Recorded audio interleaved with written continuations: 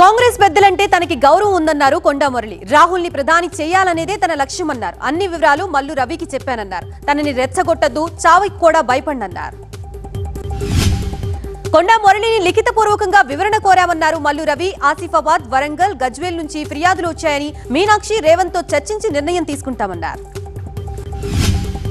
Phone tapping వ్యవహారంపై కేటీఆర్ కీలక వ్యాఖ్యలు చేశారు. తనపై దుష్ప్రచారం చేసేవారిపై చట్టపరమైన చర్యలు తీసుకుంటామని హెచ్చరించారు. కొందరు కావాలనే బీఆర్ఎస్ పై విషం చిమ్ముతున్నారని ఆగ్రహం వ్యక్తం చేశారు.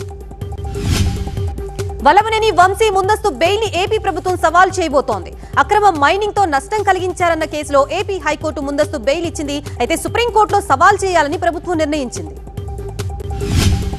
ప్రభుత్వంపై తీవ్ర వ్యతిరేకత ఉందన్నారు ఎర్రబెల్లి దయాకర్ రావు. 2 నెలల పాటు అన్ని పనులు పక్కన పెట్టి కార్యకర్తలంతా పార్టీ కోసం పనిచేయాలన్నారు. స్థానిక ఎన్నికల్లో బీఆర్ఎస్ గెలుపు ఖాయమన్నారు. శ్రీశైలం రిజర్వాయర్ కి వరద కొనసాగుతోంది. నంద్యాల జిల్లా తాటిపాడు గ్రామం దగ్గర జూపాడు బంగ్లా ఎత్తిపోతల పథకం నుంచి పంట పొలాలకి నీటిని విడుదల చేశారు ఎమ్మెల్యే జయసూర్య. పవిత్ర అమర్నాథ్ యాత్రకి భద్రతా ఏర్పాట్లు పూర్తయ్యాయి. జమ్మూ కాశ్మీర్ ఎల్జీ ఉన్నత స్థాయి సమీక్ష చేశారు. అమర్నాథ్ యాత్రికులకి RFID ట్యాగ్లు ఇవ్వబోతున్నారు. నేరస్తుల్ని గుర్తించేందుకు ఫేస్ రికగ్నిషన్ సిస్టమ్ ని కూడా ఏర్పాటు చేస్తున్నారు. ఢిల్లీ పోలీసులు బంగ్లాదేశ్ చొరబాటుదారులపై ఉక్కుపాదం మోపుతున్నారు. ఢిల్లీలో అక్రమంగా నివాసం ఉంటున్న 18 మంది బంగ్లాదేశ్ పౌరుల్ని అరెస్ట్ చేశారు. ఎలాంటి పత్రాలు లేకుండానే వాళ్లంతా భారత్ లో ఉంటున్నట్లు గుర్తించారు.